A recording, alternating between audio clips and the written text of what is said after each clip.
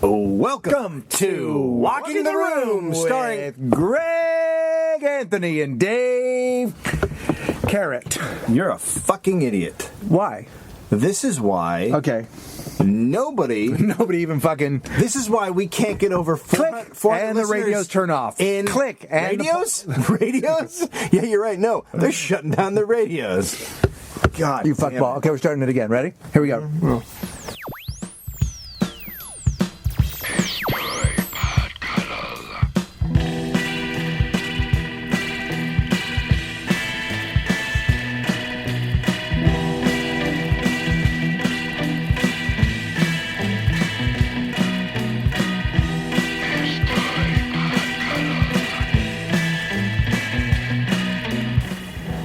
Welcome to Walking the Room with Asshole and Mr. Anthony. You got me there. Fucking nailed me. Oh, I'm an asshole, and you're Mr. Anthony. Why the hostility? Angry. You're an angry person. Why the hostility? Okay, so this week I'm on Twitter. You're listening to Walking the Room with cunt sauce and butt chutney. No, that'll get people in. Do you think that'll like that? That'll get people in. I'm reading Twitter, and I see a tweet from Mr. Greg Barrett. Oh, Rip Like Jesus. Rip Like Jesus. At Rip Like Jesus, as they say. And Mr. Greg Barrett says, really? Question mark. Really, Dane? A chicken situation? Yeah, okay, so... Okay, let me just do a brief history. So I've been doing stand-up since 21 years. My very first Comedy Central special aired in 99. To flash pops and a lot of fanfare. Yeah, so listen, well, yeah, it was amazing. So he's bourbon. My entire career... been wonderful. Has been good. Do you want me to help you highlight these? No, we don't have to go over it. But for as long as I can remember, people have been saying things like, oh, you remind me of this other guy I know. One time I was at a guitar store and a guy came up to me and he goes, hey, I saw this guy, he was doing your act the other night. I'm like, oh, I don't know who that is. Because, yeah, he had like a drum kit on stage and blah, blah, blah, blah, blah. And I was like, well, I don't have a drum kit on stage. He goes, yeah, but you had like your thing, like he was doing your thing. So I don't know who that is, and the guy couldn't remember his name, and this is the early days, and then I go, and I'm flipping on Comedy Central one night, and I see a dude in a tank top in front of a drum kit, and I go, oh, that's the drummer from Bon Jovi, and I turn it off. Then... He had the spaghetti strap tank top. Fuck. So later on, after Comedy Central airs that special, the tank top guy. The tank top special. It's Dane Cook. It is Dane Cook. So I never watched it. I never judged it. See it. I've never watched it. So, whatever. So life goes on. He's got great arms. And this is early days internet, right? So then sometimes people would, when I started having emails and people would write me and they'd go, hey, you're my favorite comic and Dane Cook. And I see Dane's name all the time. And I'd hear about Dane all the time. Still had never heard of him. Still had never seen him. Didn't know him. Didn't care. Doesn't matter. Whatever. I thought his name was cool. I thought Dane Cook is a good name. It's a much crisper name than Greg Barrett. Yeah. Better name. Yeah. You should have gone with Bear. Whatever. I have no bones, no problems. You have bones, or else you'd. No, I'm gelatinous. I'm a gigantic. I'm a Jello man. I'm Jello man, the boneless. I'm Jello man, the boneless fuck. Okay. So, anyhow, I meet Dane in Aspen, and I still have not seen his act. I meet him. What year is this? This is 2005. And I congratulate him on having so many friends on Facebook. It's a big deal. I say congratulations. MySpace. I say congratulations on having 3,000 fans, and he said congratulations on your book or whatever, and then that was it. So I was like, oh, so we knew who each other was. Was there a brushing of the cheeks? There was nothing. There was just he just. Did you lean in close and smell him? What I did was a supple taint run. I ran my finger along his taint. Sure. The way that customary the way male bulls do in the wild. Two male bull comics in the wild, and I rubbed my finger along his taint. And then everyone knows who's the boss. And it makes a sound. Anyway. Anyway, in the interim, Dane becomes the most popular comedian of all time. What? And and one night I'm at home, and a friend of mine calls me, and he says, there's a gay guy doing your jokes or your act, but not funny on Saturday Night Live. Yes, was that And so- me? no, it wasn't you. Because that's exactly what my wife said when she watched it. So I see it's Dane Cook. I'm like, I don't understand what people are, I don't get it. I don't get what they're saying. He's exactly like you, but gay. But he's not doing my act, and I don't know him. So I go and I watch him, and I gotta be honest with you. I watched him on Leno, and I watched some of a little bit of the Vicious Circle, and I heard some of an album. Mm-hmm. So I don't hate it, but people fucking hate him and they don't like it. I also don't see the only similarity is that we both have a similar confidence, I would imagine, on stage. We both are, we both walk around. You know what I mean? We're both emphatic people. We both You have a similar cadence. whatever. But I just don't buy it. Like, I'm like, even if Dane, like, people are like, some friends are like, dude, he took that from you. I'm like, I don't buy that. And can I tell you something? He took it to a stadium. I'm not getting it back. Yeah. Whatever. I personally, I think he completely lifted your sort of cadence, and that's my own personal opinion. I think he just fucking lifted it, and I know that he has complained about some other comic taking his essence, and I think that's exactly what he did with you. But that's another story. It's possible, but you know what? Well, the world voted and they liked him better. Yeah, sure. Fuck nuts wins. But so finally, I let it go. No, because I'm in a fucking closet with you. I don't give a shit. Here's the other thing. Also, I don't want anything that Dane has. I don't want Dane. No. I don't. I just don't. I don't. I'm not jealous of his career. I don't want it. It's not something. It's, I love my life. the money's great, but that's fuck. We'll make money. Whatever, dude. You listen to this fucking thing? Are you shitting me? The donations are coming in. Do you know when this goes through the Google Translator, it comes out tears? Do you want to know something? Do you know when people are donating, they're also trying to put the word "stop" doing this in their donation? Like if they're like, where can I write "stop"? Like I'm paying for you to stop. Every single donation we've received has come with the words "wrap it up." Wrap it up. Yeah. Bring it in. It's like it's like the guy trying to land a jet. Yeah. He's like just bring it in. He's waving his arms. And the jet's just sitting out there on the tarmac. So the other day, finally, a guy writes on my Facebook page, hey, I guess Dane's lifting from you now. And I'm like, what is this? God. And so I click the link. It's him doing an interview. And in the interview, he says, at the beginning of it's like one of those things, the guy goes, I'm meeting Dane at an eatery on Sunset Boulevard. Dane sits down and orders himself, in quotes, a chicken situation.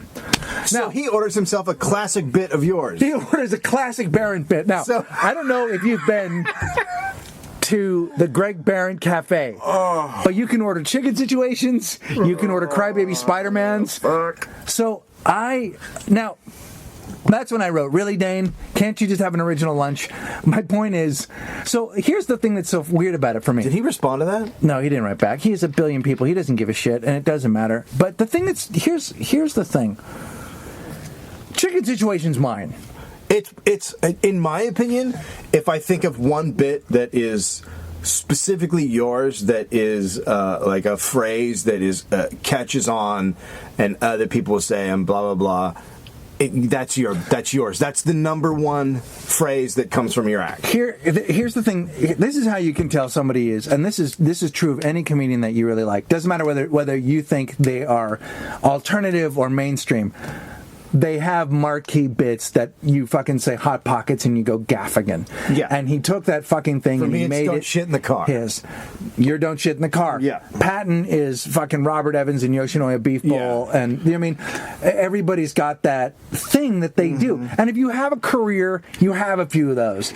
I have a few phrases that people throw back at me that are fans of mine. Chicken Situation, Rip Like Jesus, Crybaby Spider-Man. That's why I made those my monikers online, so people go, oh, I really like that. Those are things from my act, the original bits that nobody else has. The chain wallet bit, it's just mine. It's original, it's mine.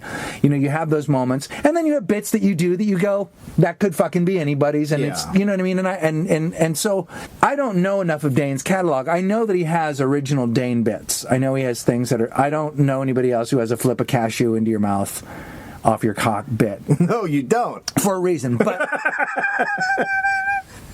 But I do. It bugged me a little bit just because I was like, it bugged you a little bit. Let me say something.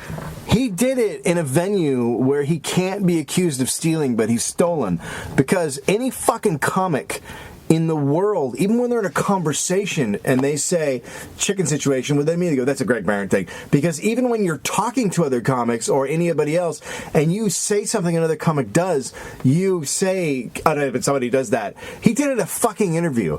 He knew exactly what he was doing. He was fucking stealing. At that moment, he could have said to the interviewer, hey, that's a Greg Barron thing, just so you know. Because that's what any guy who's a fucking stand-up or girl who's a stand-up would do in that situation who had fucking honor. Right. Now, it's not like the phrase "he's just not that into you," which caught on in such a way it belongs to it never really belonged to me anyway, but it belongs to the world at large. You don't have to quote. That's not what that guy said, right? But chicken situation, it fucking happened to me. I was in a restaurant. I wanted to use the word sandwich, and I said the word situation, and then the waitress, and this is actually at an improv, fucking stared at me because she was like, "Well, he's the comedian. He might need it a special way. What situation do you think he wants it in?" And then she laughed about it, and then I fucking took it on stage, and then she came, so it was a real moment. Most of the shit in my act happened to me. Yeah. So there are those things where you go, hey, I didn't just fucking, it's not the Carlos Mencia, hey, everybody's doing my bit about assholes taste like fucking sticking your tongue on a battery. Wait, what? That's one of the bits that he stole from another comic. The eating an asshole is like licking the end of a battery. What? Yeah. Okay, take it. I mean, when that guy steals, he steals in the best. Takes the prime. No, I know. Shit. When I was in upstate New York once, and I used to have a joke about my grandmother telling me that I think it was Kevin Costner was gay, and I asked her why, and she said she heard it from a tour guide in Arizona, and I used to do a bit about that. yeah, I love that bit. And I'm up in upstate New York, and some guy goes, some guy did that last week. It's a story from my life. So if you take that, you're fucking... There's no argument that you can have that you can back that up. Yeah. You've just stolen. Like, Carlos Mencia can say, oh, I thought that up too. Fine. But if you're stealing fucking shit that happened in people's lives... Fuck, don't you... You have enough. Yeah, what is it that you need? But I can tell you this. A little inside track on Dane Cook is that, Dane was the most sought-after guy in film for a while. Every studio in town wanted Dane Cook. I actually know a writer who was in a meeting with a studio head, and during the meeting he went, "Oh, hold on," and he ran out of the room twice and came back in and went, "Oh, sorry, we're trying to close a deal with Dane Cook." Like in a fucking meeting with big writers. He was the hot shit. I know another guy who was making movies and was writing a particular movie, and he called up Dane Cook and he said, "Hey, I want to put you in a role. Smaller role. It's really fucking funny." And Dane went, "Fuck you, man. I'm a lead. We're only doing leads, man. I do leads." And the guy was like, "Wow, well that's kind of crazy because I started small and built up, and then I have a career." And so Dane told him to fuck off. And I know that Dane asked that guy out to lunch about 2 months ago. Yeah, and to say, "Hey, can you put me in one of your fucking movies?" He was shit has gone down a little bit for Dane. He was up for the show that I'm working on, and I was the only one fighting for him. That's the irony of it. I was like, they were like, "Hey, he would be the friend of this other guy, but it's a good part. It was a funny part." And I'm like, "Actually, that part would be good for Dane." And then it was like, "Why would you want Dane to be on the thing?" I go, "I'm not mad at Dane." Somebody else goes, "I'm really disappointed in you. You're the only stand-up in the room." I go, "Look, I'm not mad at Dane. I don't give a shit. Like I don't hate his comedy. I don't hate him. I don't know him. I don't know him. I've had no real experiences except for once we talked in an airport. Can I tell you my experience with Dane? No, you didn't. You don't like him. I was at Stand Up New York. I used to work there a lot. No, the comic strip. It was the comic strip, and Dane was about to do Letterman, and Dane went on stage and did a joke. Exactly the same as a guy I know named Tom Rhodes. He did fucking the same fucking bit. It's one of those bits that could have been, both guys thought of it. But at the same time, Tom had already done it on TV. Tom had done it everywhere. Tom had been doing it for years. And I saw Dane do it, and Dane got off stage, and I went, "Hey, man, I just want to let you know that bit is a bit that Tom Rhodes does." And he stops and he looks at me, and he pats me on the shoulder, and he goes, "Hey, thanks." In this really condescending, like if a cunt could have came out of his mouth, a cunt would have come out of his mouth. Like it was the most condescending, fucking twatish douchebaggy. Like it was just fucking oozed asshole. And that's but that was always my experience with that guy. Like anytime I met him, he was always that fucking asshole. So I think that he steals. And I think he doesn't give a shit. Yeah. Well, and he thinks in that situation he's not doing it on stage, so he can do it in a fucking interview, and then he can say, "Oh, I didn't know. I was just saying that." Bullshit. You fucking knew. You knew. Well, look. Either way, he's never going to hear this or any of the rest of this stuff because he's out living his life and doing his thing and you know whatever. But I appreciate that you bring it to my attention. If later on you hear that Dane's doing some bits of mine, don't tell me because there's nothing I can do about it. Nothing I can do about it. He's doing them on a mountaintop, and I'm doing them in a closet. And I don't care. But I will say, so addendum to all this stand-up talk, so I do want to talk about this. When we started this podcast, or I don't know, 10 episodes ago, whatever, 22. Whatever, I was talking about quitting stand-up, and I was having a bad time, and because of this podcast... Oh, God. I've decided you should quit stand-up. Because it's I'm on fire. no. I watched you the other night. I watched you the other night, and you need to fucking quit. Not only am I not going to quit, although I'm not going to go on the road that much because I have too much work to do here at home.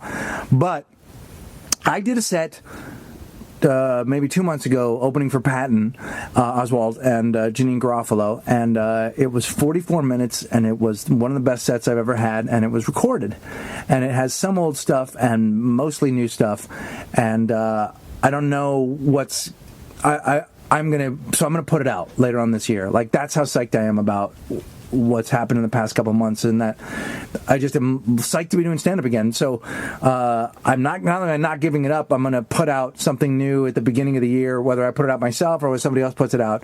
And hopefully you guys will dig it, and then hopefully we're going to start doing shows. I'm gonna start trying to figure out how we, you and I go out on the road and do some shows. Because I did a set at the Laugh Factory that they asked. They burned sage afterwards because they wanted you to stop. Good. No. It was so bad they thought about closing the. They burned it down. No, they thought about closing the Laugh Factory. I burned it down. But somebody actually went, "Oh, maybe comedy's not good." I turned that shit inside out. You ever turned a stage inside out, bitch? That's what I done. What the fuck is wrong with you? Who are you right now? I'm getting some Faygo. This segment ended a while ago. Like nobody's ever going to. Hey, speaking of Patton Oswalt, Patton Oswalt forwarded us an endorsement. Really? Yeah, he forwarded us an endorsement. I'm not sure why they sent it to Patton, but this is it. It's from Trent Van Ludden, who is from the American Slaughterhouse Workers Southwest Union. Which is not, that sounds nice, right? Mr. Oswalt, we're contacting you through your writing reps at CAA. Hopefully it's okay they gave out your info. Heard you're friends with Dave Anthony and Greg Mann Melliman. Wanted to know if you'd forward a message from all of us at the ASW. Their podcast, Walking the Room, is amazing. We've been using it to frighten our cattle and feed pigs into the kill chutes at all of our facilities, and it works like a charm. Within moments of hearing Dan or Greg's voices, the animals rush almost like they're relieved towards the captive bolt guns. At our I'm Gonna Quit facility, 3 Dorset gold-tip pigs actually grab the guns with their forelegs and work the triggers themselves. We at the ASW would be very grateful if you could increase your output to 3 shows a week. In 2011, we're shipping bulk meats to China, and we need to speed our process. Again, we're very grateful and love the show. So that's nice, right? That's fucking awesome, dude. It's a really great endorsement. It's just like happening, man. So we got ASW on board, and we should probably send T Van Ludden something really nice, like a T-shirt. Yeah, we're gonna get some T-shirts drawn up. One of the design ideas is one of the ideas that I like a lot that we sort of conjured up on the last show is bunny fuck your face with chocolate.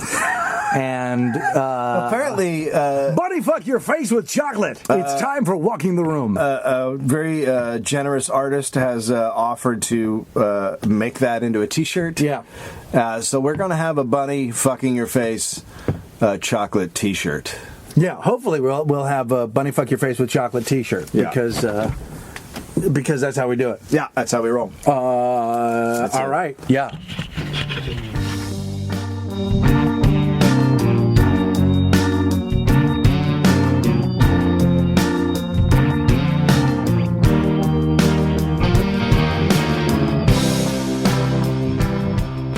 We're back.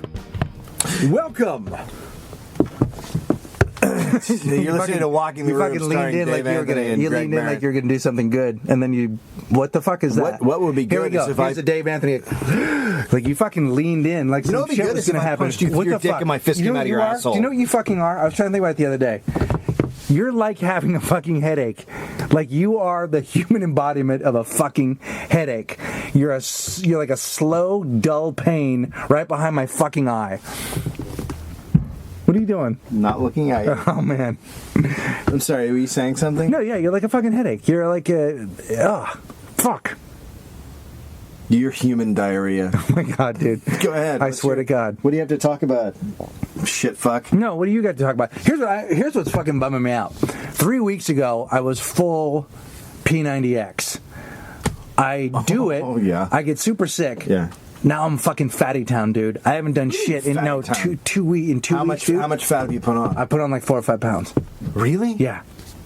But you're sick. I know, but I can't pull it together. And also, dude, I've just this Halloween thing and the shit, the candy creeps in, and I've been doing that thing where I go to sleep all sweaty because you know why? I fucking just gunned 4 or 5 bags of chocolate pretzels down. Pretzel, fucking I can't even say it. The fucking M&M pretzels. I'll fucking go down to let the dog out and gun 2 bags, like that, gun them, and then pretend like nothing happened when I came upstairs. To no one. My wife doesn't give a shit, but I have to play sad fat girl who eats in the closet downstairs. I mean, is that the shit, dude? This is the saddest. No, it's so fucking... Dude. I don't even know what to tell you. What happened?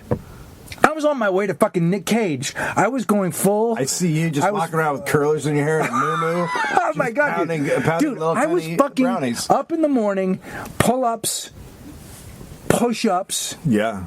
Fucking running in place, like doing all this shit. You were living a lie. That's not who you are. I was tearing it up. You're a fat lady. You're a beautiful fat girl. Opened up my muscles. Poison came out. I got fucking deathly ill. I gave it to everybody at work because I refused to go to work. I got sicker.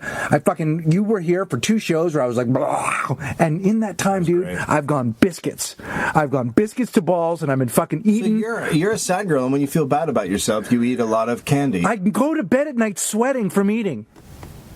What the fuck? Fucking drip, drip, drip while I fucking am looking online to see if anyone's written any new fucking... I know, dude. What's happening? You're like down there typing on your computer. Oh, I'm sober while you're shoving chocolate in your face. That's right. You need to go. You need to go to OA. Oh, dude. You need to take it up a notch. I need to take it down. I need to stop putting biscuits in my gullet because I am just twisted up on candy. Dude sends Jaffa cakes. Yeah, Jaffa. It's actually Jaffa. Yeah, I fucking ate that shit. Oh man, dude. My wife didn't like them. You know, we've asked people to fucking kill us with candy. I know. Bunny fuck your face with chocolate? Like, we say that as a joke, and then one of us is going to die from that. Probably you. We got chocolate. Bunny fucked in the face. Bunny fucked in the face. David Litsky sent us some chocolate, which I left at the fucking post office because I knew if I got it, I'd fuck it. So, yeah. You fucking stupid cunt. So you could have picked up chocolate, but they're holding it for you at the post office. Yeah. Because you're afraid that if you get it, you're going to get a little fatter. Dude, I'm like going on the wrong direction. Why don't you fucking start on your little bitch Kyle Cease workout program again? Fuck him. You guys do the same that fucking guy. program. I'm not doing that. I'm not doing it his way. Fuck him. What's his way? His way, he probably fucking follows Tony Horton's shit. What I'm going to do is use some of the exercises I like and then run. Horton? Tony Horton's the dude on the fucking P90X who tells you what to do. Is he on the box? He's in it, man. Is he ripped? What about P90 sandwich? Why don't we just fucking start it? Boom, P90 sandwich. I'm already doing that one. Oh, man. I'm getting some great results. I don't know what to tell you. Go ahead and hit pause, put some mayonnaise on that, and then go ahead and hit start again. Take your time. Maybe you can't eat a whole sandwich in 15 minutes. You know, you're a guy who does the P90X in 4-day increments. 4 days, 3 weeks off. 4 days, then 3 weeks off. I don't want to be that guy, dude. I don't want to be that guy. You should be doing that fucking shit anyway. I want to tear it up, dude. Did you? Number one, you're too fucking look. old. Hey, your skin is barely that's hanging horseshit, on. dude. Dude, that's horseshit. Shit is falling now off is you all the time. time. Now's the fucking time. Don't you get? Colon is coming out of your asshole, dude. We are fucking rallying right now. not You and I, rallying. we're fucking rallying. Who's rallying? Dude, no one even knew who you were a couple months ago. They still don't. You're fucking famous. Why? You're from walking because people follow your twits. We had and your twats. 300 people in China are following our shit, dude. This fucking shit is on fire. We have 300 followers in China. In China, they are our only followers, but they are fucking following and may us. I say to you, gong. Yeah. Oh, Suicide Girls. I brought it. We did Suicide Girls Radio. Yeah. I'm in Denver next weekend, Portland the weekend after that. What are the dates? Next weekend it is the 5th and 6th. Weekend after that, I think it's would be the 13th and 14th. Have you gone to a doctor about your little bitch chest problem? Yeah. And? I took some antibiotics. Yeah, what, do you have bronchitis or something? Why are you taking I don't know. I'm fucking just probably have chocolate death. I think he's scared that you have chronic bronchitis, or else he wouldn't give you. So you're like a fucking walking death machine, as far as I'm concerned. Who gives a shit? You're one step away from the only person I'm pneumonia. infecting is you, and that's the plan anyway, isn't it? Who gives a shit? I'm gonna fucking if take I one of these hangers and you know what I want to do so badly is take one of these hangers and hook it in your fucking eyeball, yank it open so your fucking eye falls out, and then sock. What would that would kill me? I'm Michael Myers, basically. It would only be the beginning for you. Like, that would just be the fucking start. Then I have to go get a mask. You know what I mean? And then your shit is fucking whack. Oh, I love it. Because I'm just fucking walking around slowly killing. Clown from the neck down for Halloween, dude. Yeah, so I'm fucking putting on the biscuits, man. And I don't know what to tell you. That's like you're just saying you have no fucking self-control. Have I ever? I don't know, but what the fuck's wrong with you? You can't walk by a fucking refrigerator and not shove your face. There's so in much there. fucking ice cream down there right now. Like a it's pig. already. I know. I saw your freezer. I'm fucking. I almost fucked it while I was in there. I know. If you're my fucking lip is beating up a sweat. If your in-laws weren't here, yeah, my dick would have been. I would have just been rubbing my dick all over your freezer, dude. It doesn't matter because I've already done it. I've already done it. Jesus Christ. Hey, Bill. That's my father-in-law. Hey, Bill. You looking at that mint chip? Dunk. Oh God! Oh God! Yeah. Your Bill comes out and goes, "Hey, Greg, your friend Dave." Yeah, he's kind of drumstick in his asshole. He's just sitting on the kitchen floor, moaning with a drumstick in his asshole. Yeah, that's how he do. That's his thing. Drumstick the ice cream or drumstick the ice cream or drumstick the chicken? No, the ice cream. He just keeps screaming, "I can eat it this way. I can eat it this way. I can eat it this way." We lost all 300 fans in China. We just lost them. We fucking lost him. Fuck. Oh, man. I saw that Town movie, finally, and I saw Affleck. Did you eat chocolate? And I was like, no, I fucking go, I can't, I want to fucking, that dude is tore up in that thing. Well, I saw a friend of ours we have in common, Shane Nickerson, at the Improv. Oh, yeah. And he had done it, and he looks all in fucking good shape. I wanted to cut him up with a broadsword. You don't fucking walk around me with a good body and looking all healthy. Fuck that, dude. I should have fucking taken one of my tits and shoved it in his fucking mouth and choked him. You should have let him know how it goes, dude. Sweet titty death. Yeah, he doesn't fucking know. When is that? When are people going to appreciate that in a 40-plus-year-old? You know, people who are in good shape should hide shamefully, and just because you're hurting people who are in bad shape. Yeah. Like, so if you're done with your PX90, yeah, hide, stay in your little fucking corners. Because there's people walking around, there's grown men with tits, there's guys whose belly buttons smell like death. You know, because no one can get in there to watch. What fucking gym do you go to? The fuck? Where do you go to work out, man? By the way, I was at the gym the other day, and a dude walks by me in the locker room brushing his teeth. Is that bad? Who the fuck will wait? You're fucking walking around brushing your teeth at the fucking gym? You mean walking around? Like he's walking around naked brushing his fucking teeth. Oh, that's the fucking word. Look, gentlemen, it's a simple equation. You fucking, look, you're nude until you're not nude. You fucking wrap a towel. You fucking are nude for the moments it is between fucking the shower and your underpants. You hustle it back, you slap it on. You don't go for a wander. You don't go for a fucking. You don't go for a nature hike. You don't fucking kick it. You don't kick it. He did. You don't kick it. He was brushing his teeth. What's happening? Can I borrow the New Yorker? Why? You gonna take a dump? Thinking about going nude dumping. See, I don't know why I won't go to gyms anymore. It just trips me out. Yeah. And everybody else's fucking grody hands on the bar. Like everyone touches all that shit. Yeah. At their sweatiest. It's not good, right? Yeah. So you do the PX90 at home where you need your chocolate pretzels. You know they don't have big bags of chocolate pretzel at the gym. Oh, I gotta get it together. I gotta go in that other direction, dude. You're not. What about we do a fucking clown photo shoot? I gotta tear up. I don't know what to say. We gotta tear up for a clown photo shoot, dude. Why? Because we're wearing clown outfits. People are gonna expect you to have the biggest tits when you go on tour. I know, people haven't seen you. They're gonna want to see your big ass titties. I'm not going to show them to people. You got to show your fucking tits to people. I'm not going to. Why? It's not because Could you sit further from the mic? I am number one. You're we already went through this, you stupid fucking asshole. We went through this like 3 weeks ago. You get further and further away every week. Hey, dumb shit. Hey, when you came in here with your fucking plague the first week, which you're now whining about that you can't get over, your fucking death rattle, I fucking backed my shit up, and you were like, you gotta get close to the fucking mic, and then you fucking listened to it, and guess what? Because it's supposed to be a fucking podcast. It's a good mic, you stupid asshole. So shut your fucking I know mouth. that because I fucking bought it. God damn it. Oh, fuck. How come I can't? It's like I just fucking want to. I would like to ball up these clothes. You know what? Up your asshole. I think people would actually like to hear the sound of my fucking fist hitting your chest. Like I think at some point they're gonna go, "Why the talk? When's it gonna fucking just?" You know how it would sound? Your fist, you would fucking your fist would be absorbed. It's true. It would be fucking absorbed, and my chest would eat it. I'm making that sound, but you know what that is? It's like that's me fucking hitting. That's me. It's like putting your fist into the fucking blob. Kill you! No, I hate you. No, I hate you so much. I want to eat some more chocolate. Boosh! Biscuit Town.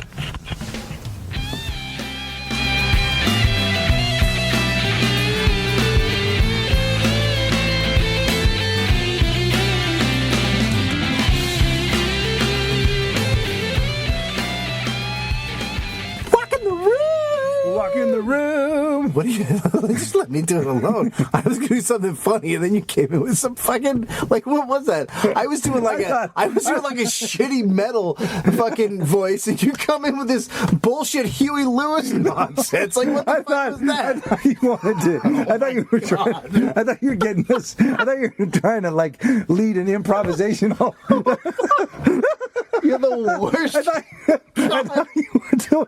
I've been taking improv classes, so I was yes-anding. I thought you were coming in with like a hot, do it again. No. Dude, you were like, walk in the room. Yes, I was doing something and then funny. I go, walk in the room.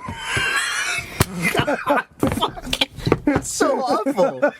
Jesus. What's wrong with you? No. Oh, you shouldn't be allowed in here. No, I have to. No, I have to. Okay, we should just decide who's going to do it because the fucking audience must go. They must be so tired of this same fight. 3 segments, every show, every time. The way that would work better is if you shut your fucking mouth. No, now, I am so clearly the broadcaster. Know what this reminds me of? Do you remember when we had a radio show together? No, because I fucking blocked that out. Because my life got better after that was over. When we did the radio show, and Greg and I... We have a history of we weren't in a closet, but we were in a trailer. We were in a trailer. There's something called Comedy World back in the day when all the .coms were throwing insane amounts of money at people to do. Do you remember that one Super Bowl? This had to be around. When was that? 2000. When was this? I think it was like 2002, 2001. Yeah. Remember that like one Super Bowl? Like there was every fucking ad was for a .com that you didn't know what they did. Do you remember that? Yeah. It was like ideas.com because we've got ideas. And then you'd go there and there'd be site coming soon. Like there are all these companies. So these people actually didn't have a bad idea. Just the technology was not. It was essentially this. They were essentially making podcasts. They were making podcasts with lots of money, and it was called comedyworld.com. And they rented out they rented out 2 spaces. They rented out 1 space because if you're starting a brand new business, you want 2 locations. Right. So they you want 2 enormous locations. Yeah, they rented out one in one of the most expensive areas of San Francisco. Yeah, in a nice office where you spend $70,000 on a painting. Yes, because it's a new business. No, and you buy 60 $1,200 chairs. That's right. Those ergonomic fucking computer chairs. And when you hire a guy like me, you say, "Oh, by the way, we're gonna hire a personal chef soon." Oh, and also there's a guy here who will comb your cat. Do you have a cat? Because Andre will comb it for you. He's here. Bring your cat to work day is every day in the .com world. I've done so much blow before making this presentation. So this guy starts his company. There's an office in San Francisco, and then there are the studios in Marina del Rey. Which are an empty warehouse, which they put trailers in for each show. Yeah, now, on one level, that was kind of cool. They put these old trailers. Looked cool. Yeah, and they made it literally a trailer park. So in each one of those trailers were radio shows. They would be, and they were meant for internet and terrestrial radio, broadcast radio. Which is weird because no one could really listen on the internet at that time because really it was mostly dial-up. Yeah, it was all dial-up, and they also had video monitors in them, and the trailers were pretty well sorted. There was all pretty okay equipment. Yeah. So comedyworld.com. So I go there. I'm there for about 3 or 4 months, and I'm the co-host of a show with a woman named Beth Lapidus who started Uncabaret, the alternative comedy show here in L.A. That so many of your comedy stars have come from. Yeah, blah, blah, blah. Anyway, they decide, hey, you're pretty good at this. Why don't you get your own show? We're going to give you a drive time radio show. Hey, fuckball, you didn't have a job until that happened. So, fucking have a little respect. Anyway, so they give me a radio show. They give me a partner, this interesting dude named Travis. It doesn't work out that well with Travis and I, and so I bring Dave in. Well, you brought me in as a writer first. And then you started to creep onto air, and then you just eventually became the co-host of the show. Awkward for the other guy. It was awkward, but it's also show business, and he had a lot of shit to work out, and he was a good guy, and we're all still friends. Yeah, he is a good guy. He still is a good guy. And they brought us. We had a producer, great guy, Harry Simon. Still gives us notes occasionally and is very good. He was a radio pro in a world of fucking total amateurs. They just grabbed comedians. They gave us a lot of money to kind of bury our careers. Yeah, come sit here and do radio to no one, and eventually we will get you and probably a friend of yours to hate each other. We were on in like Spokane, Syracuse, and like Savannah, Georgia. Like right.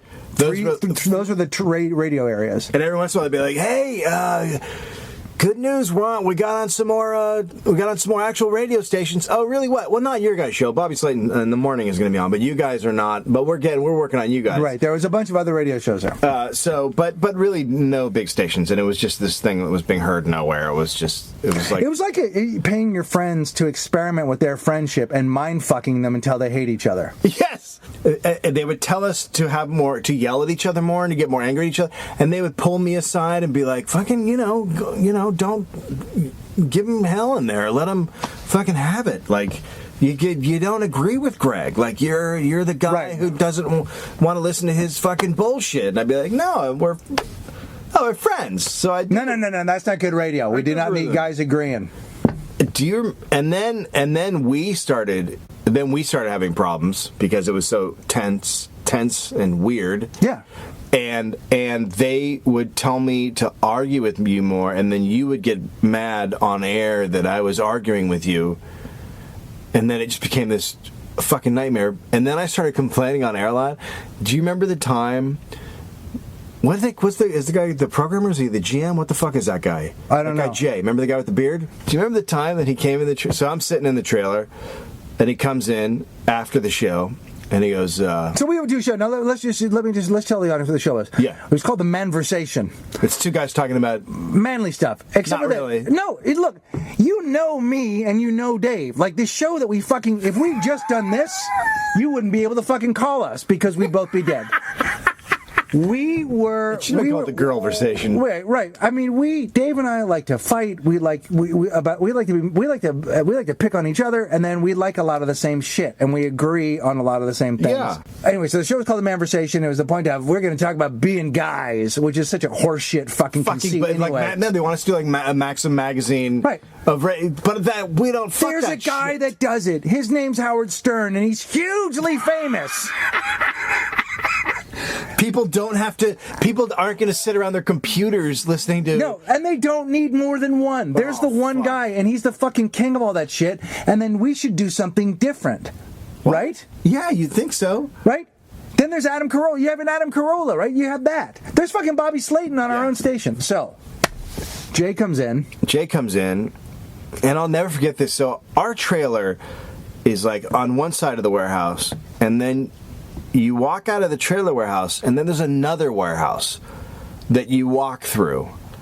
And then over there you get to the offices. So it's literally like a 2-minute walk, right? Yeah, it's like 2 football fields. It's like really fucking long. really fucking far. So do you remember when he came in and he goes, "Hey, I'd like to talk to you." And I go, "Sure." And then we walk silently through the fucking warehouses. And I'm just like, I almost started laughing because it was clear something was wrong. And I'm like, am I getting fired right now? This is kind of funny. But they wouldn't fire me because it's, I'm on the show. That wouldn't fucking work. And then we get in the office and he sits down and he goes, "Are you happy here?" What, could you say that over there on the other side of the fucking... Yeah. Number one, what am I going to say? What, when you ask someone who's making a lot of money that you're giving him fucking bullshit money for fucking to be a jackass, and you say, "Are you happy?" Or what's the guy going to... No, I'm going to fucking cut my fucking strings. Yeah, no. Well, I know, because they were giving us crazy money to work there. They were giving us crazy money, but they were being fucking dicks. And then they're like, "Are you happy here?" No, I'm not. But I'm not. Why the fuck did I just walk across 2 football fields to get that? Say it to me over near the fucking... "Hey, are you happy here?" Could have happened about 5 minutes ago when we were on the other side of the fucking building. Oh, I hate that shit. Yeah. So... eventually, this is the only sweet justice in the whole thing was, Dave and I, our friendship fucking completely fell apart. But yeah, we didn't talk to each other for 2 years. But after that, they decided that we just weren't stern enough. This is one of those things that like you go, oh, in hindsight, fucking assholes. Yeah. But it's beautiful. So they are going to fire us. So they say, "Hey, can we come talk to you?" And then you and I walk 2 fucking football fields, and we know what's going on. And I made this walk before, so I know it's not the "Are you happy here" conversation. Yeah. We get there, and they go, "We're sorry, we're going to have to let you guys go. It's just not working out." Yeah. Now, I've never been fired from fucking anything. I've quit shit. Well, I've been fired from... And I've been thrown out of shit. Yeah. I remember distinctly being at a bar and somebody go, "Get the fuck off the trellis," and then... Like I have a lot of those. Yeah. She's not your girlfriend, dude. Like I get it. Like I've had a few of those, and I was thrown over the fence at a bar in Tucson. I remember they wanted us to sign something, and in exchange for signing it, they would give us a check. Right. And I didn't sign it. So here's the beauty of it. They were like, "We're going to give you full severance, blah, blah, blah, but you guys are done. Sorry, you're just not going with us to the future." And then the very next week, they declared bankruptcy, and nobody else got paid. 2 weeks later, they do the walk, but they do it with everybody in the building. So they walk into the trailers, and they go, "Hey, everybody, we're having a group meeting." And they walk everyone on that long fucking walk through the 2 warehouses. And then as soon as everyone's in, they lock the doors behind them, and they go, "We're out of business. You guys can't get in there and get your shit. We'll have you come back tomorrow one at a time. We'll bring you in with security, and you can take your stuff." Right. Those motherfuckers. So, and all those people, every single one of them, had just worked for 2 weeks after, we got our final check. They all worked for free for 2 weeks. For free, and they didn't get their severance, and you and I did. So we kind of won. We got the best we won, but it was just a fucking shit. And what's so beautiful about that, and I guess the point of this is this, and here's what's so beautiful about the fucking podcasting. Look, podcasting... it's having this... There's a moment right now where you can fucking broadcast whatever the fuck you want to whoever you want. And if you don't want to join me, and it's happening right now, is someone going to fucking take over this space? Are you going to have to pay for it at some point? Are people going to make everybody... You can't put things online? Like, shit will get regulated. This could fucking all go away. This is Radio Free Europe right now. Whoa! And the thing that's so beautiful about that is, if you are in entertainment, for the most part, you are going to have to concede if you are going to be on network television, in feature films. At some point, if you are going to take money from other people, you will have to do things the way they want, try them the way they want, or fucking quit. It's very disheartening, and it's a shitty part and you really never hear anything dumber than you do in radio. No, look, here's the beauty of it. What they were trying to do is sort of happening right now in its own beautiful way. Never Not Funny, Comedy and Everything Else, Mark Maron, Steve Agee's, like all different kinds of fucking podcasts that people are doing that are about different things. Comedians just unfucking bridled, and it's an amazing time. Like, had we done this? I know. Had we fucking done this? They're so fucking stupid that they had people on the fucking internet, and their idea was to take on Howard Stern. I'm just saying, hey, let's do something completely fucking different. Let's have guys screaming. Just go fucking insane. Insane. Look, they would have had the same shitty non-success that we're having, but fuck the fun they would have had. 300 in China. Fucking 300 in China, dude. And here's the fucking beauty of this thing. The people that do like this show are fucking like, crazy. Can I make you a t-shirt? I know. I've dressed up like a clown for 2 weeks now. We just gotta People they're fucking going clown from the neck down, dude. Cuddlers are real. They're real. Really disturbing. They're real. And you and I are friends. That fucking thing fucked up our friendship hardcore. We can talk about that on the next show. I fucked it up hardcore, but I do think, like, if you are a comedian, there's you fucking stand up and podcasting. That's the fucking, those are the only frontiers where you can genuinely go out and do your own thing without having to fucking check with anybody else. It's a fucking but even stand up, you sort of have to check with other people. I mean, as far as stand-up goes, you still have to work within the rules of the club, and you have to, and there's a late Saturday night audience that you have to fucking trudge through the drunken stupidity. Only if you're looking at it, but only if you're really hoping to make a lot of money. If your goal is to be a really funny person who builds a niche audience and works festivals and wants to do something else besides, like, you can be a stand-up and not have to do clubs.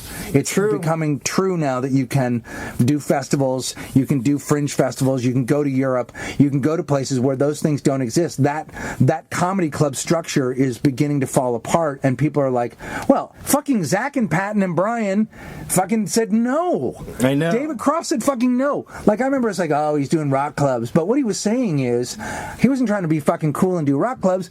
David was going, I don't want to fucking go do that. Yeah. I don't want to be there, and I can get people in a rock club. Fuck, when this tour happens, the Walking the Room tour. Oh, Jesus. I mean, fuck, we will be going and watching other comics, and it'll be great. The Walking the Room tour, as we see it now, consists of us booking other comics and not being anywhere near it because we want people to have a good time. And we want them to go. Yeah, we want people to go. We want people to go. Yeah. So we're probably talking about like a Carlos Mencia. Yeah, but listen to me. If you can get someone to let you have your high school gym for the night. And you can fly us there. Dave and I will come and do a show. We're also open if you can guarantee us 50 people, a high school gym, and you can fly us there and put us up in a... Yeah, but Motel 6 is fine. But if you have an above ground pool and you have a solid cover for it, I love that. We'll do that too. Or also, if you garage. have like a communal space where you and your friends meet late at night, like at a fort, like a tree fort, or maybe you meet in a fucking graveyard. Dave and I will come.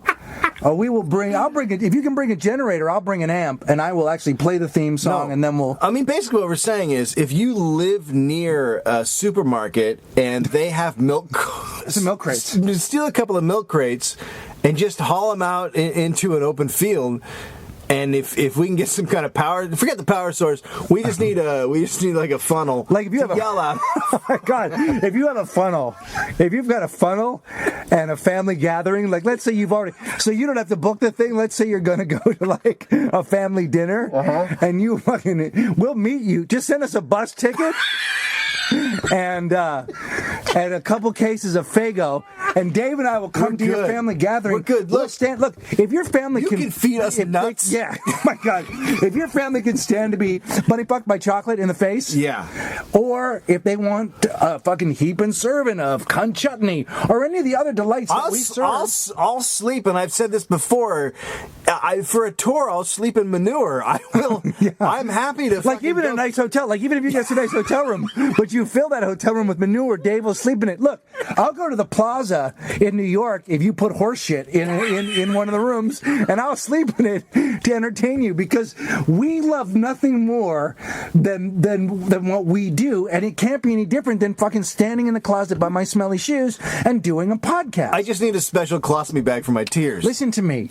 If you have a kitchen in your house, don't let us in there. Because we'll stick our dicks in your ice cream. We'll stick our dicks in your ice cream. And you'll say, but I thought we were cuddlers. And we're like, we're fucked up old dudes. Like, the reality of Dave and I in your house is so sad. No, it's like letting a crazy hobo loose. Yeah. Like, you don't want that, but we're saying if you don't mind someone bringing in like piles of manure and shit and putting their dicks in your cheese, even cheese, because sometimes we get it confused with ice cream. Well, also, we like a savory thing. If you have a box of Flipside crackers and I can rub my ass along them, I'd like to do that. Because Flipside crackers fuck your mouth with flavor. Look, the point that we're trying to make is, I don't use toilet paper. I use my left hand like in India, because I don't have enough money for toilet paper. So if you can leave a cup by the toilet, because I use my finger to circle my anus. And later on, we'll hollow out that cup and we'll use it as a microphone to bellow our stand-up jokes into. We will funnel out our stand-up jokes through our shit cup into your ear hole, and you will love the quality of our comedy, because that's all Dave and I want to do is entertain you. Since the Manversation, which you were not a part of, we have been trying to entertain people. And unfortunately, somebody came between us and they said, you guys don't know what you're doing. And we fucking believed them. But then Dave said, no, man, I've got a fucking sticky tape recorder and you have a closet. Why don't we fucking start there and build it out? And what we're talking now is about phase 2, the Manure Shit Tour, where we lay in a fucking bed of shit at your house. We do stand up in your kitchen or at your high school or at your family gathering, and you fucking love it. And I want to apologize right now for fucking your ham. But you left it in the fridge. So at Thanksgiving, when you say, I didn't know these things still came in jelly, they do.